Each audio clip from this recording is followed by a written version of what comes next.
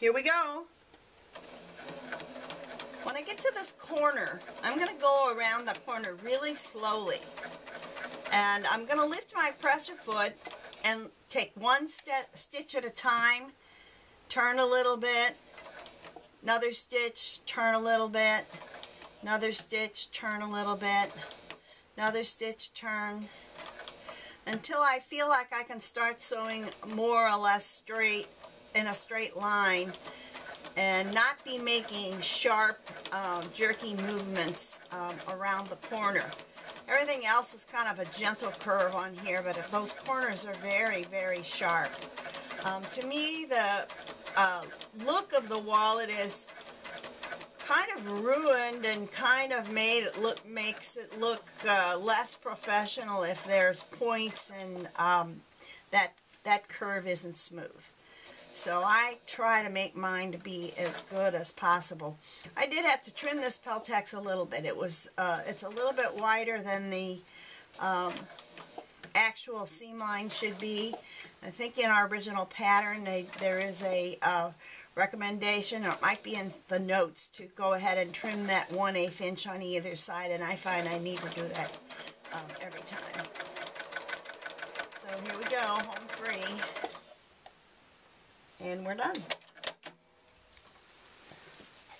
So I have my flap notched, and I made little sharp clips along this curved edge here.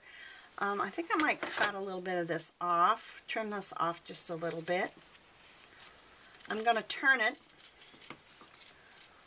and then I will fit that Bosal inner form inside of the turned piece, and then I'll iron it flat. Get it all ready to go. Get rid of those scraps. Alright, and let's go ahead and let's turn this.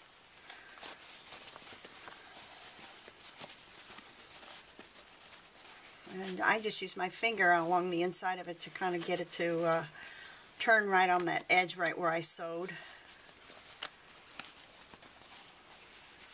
So this is the inside of it, and this is the outside of it. And I got my corners pretty good. I think I might give it a little light press before I try to put the Bosal inside of it to crease it down pretty well. And then I'll do my top stitching. I usually just do a top stitch around the outside edge, not the inner edge. I am going to use a magnetic clasp on this, so then I'll be putting that in next. Alright, I'm going to go ahead and I'm going to put these 18mm magnetic snaps in. They were hard to get apart in the bag, so it seemed like they're going to really hold up pretty well. Ugh, trying to get that apart right now. So okay, we put the female part goes in the flap.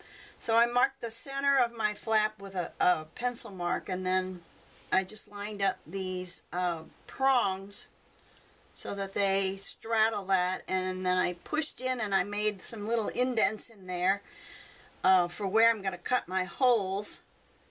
And I'm going to cut through the lining, the Peltex, and the inner form, but not the outside.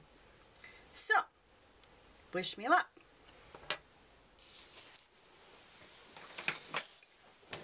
Well, here it is.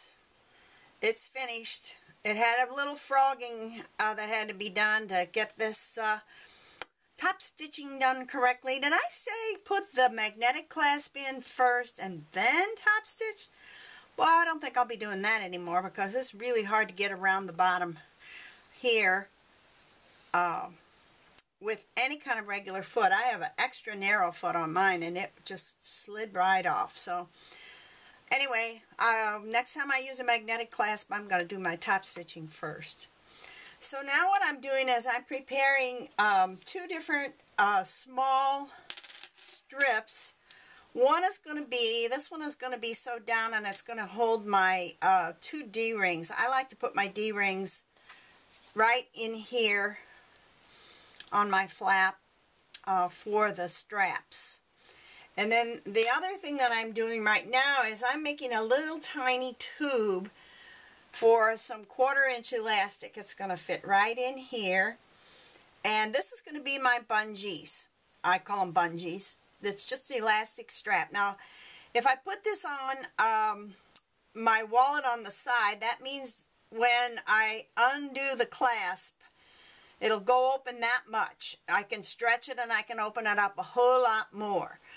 One of the things that I find with the wallets that I make, and maybe it's the interfacing that I use, is that they fall open too much, and I've already had things fall out of it. I've made some extra big ones, and they really have a problem with falling open. So I thought about this. At one point in time, I made it so the bungees went across the top and clipped onto the D-ring. And that worked fine, but it wasn't really as pretty as it could have been. So I thought about this and figured out a way that I can put these bungees, sew them on the inside, have them go to the outside of the bag, and control how wide it will open when you just open it up without holding it with both hands. I find a lot of times when I'm going for money or something like that, that I just open it with one hand and then it falls open. And then that's as much as I want it to be open. So I'm going to make these little bungee strips. I might even make one later on for a lipstick. I did that in one of mine and put that little bungee, like a loop, down at the bottom of the zipper part. And it worked out great because then I could tuck my lipstick in there and then it would never fall out. So I'm making the casing now for these.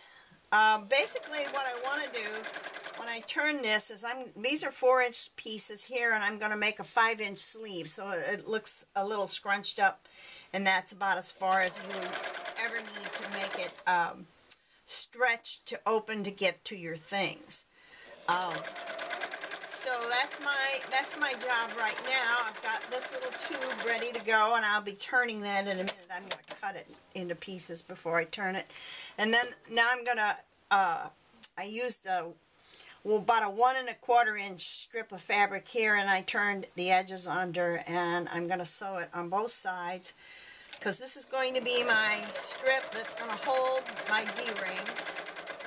I don't put I don't put the D-rings up on the flap like some people do. I put them in between the body and the flap, and it just seems to work out fine.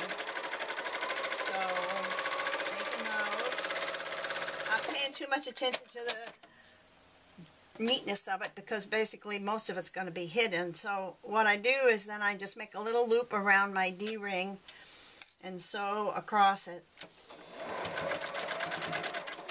And then trim it off.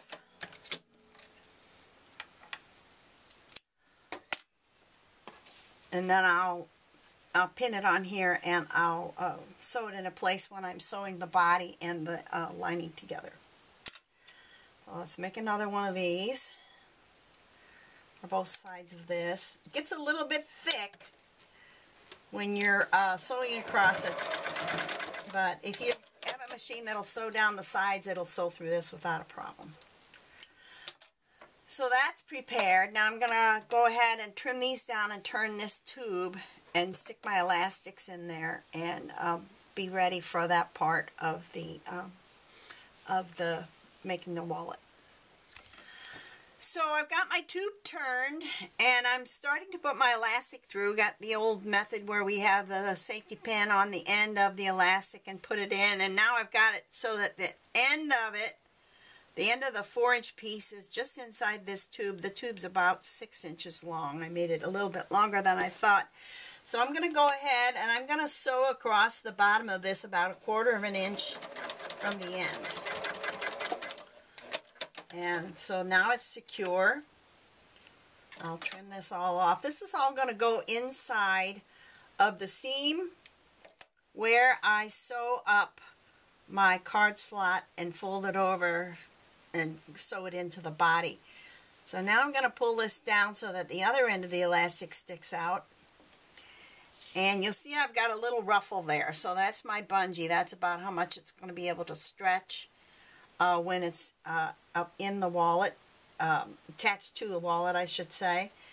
So I'm gonna get this all smooth here, and I'm gonna sew across this about 1/4 of an inch from the end. Oops, my thread came undone. Nope, it was fine.